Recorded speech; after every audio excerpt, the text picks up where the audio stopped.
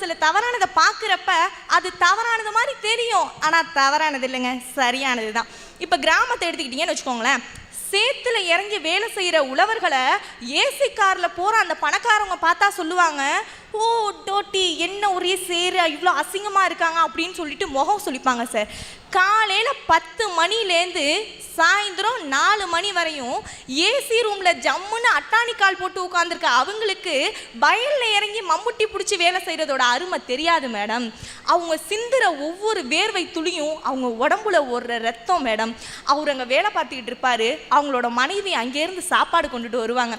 அவங்க அந்த மனைவி பிள்ளைகள் எல்லாரும் அந்த வயலில் அந்த ஆலமரத்தடியில் உட்காந்து சாப்பிட்ற சுகம் இருக்குது பாருங்க, அது கிராமத்தில் தான் மேடம் கிடைக்கும். அப்புறம் சொல்கிறாங்க கிராமத்தில் பஸ் வசதிலாம் இல்லை அப்படின்னு சொல்லிட்டு. ஒருவேளை பஸ் வசதிலாம் அதிகமாக இருந்தால் என்ன ஆகும்? அங்கே சுற்றுச்சூழல் பாதிப்பு ஏற்படும், தூய்மையான காற்றை நம்மளால் சுவாசிக்க முடியறதில்ல. அந்த இடத்துல பஸ் வசதிகள்லாம் குறைவாக இருக்கிறதுனால தான் இன்னமும் கிராமப்புறங்களில் சுற்றுச்சூழல் பாதிக்கப்படாமல் ஒவ்வொருத்தவங்களும் தூய்மையான காற்றை சுவாசிச்சுக்கிட்டு இருக்காங்க.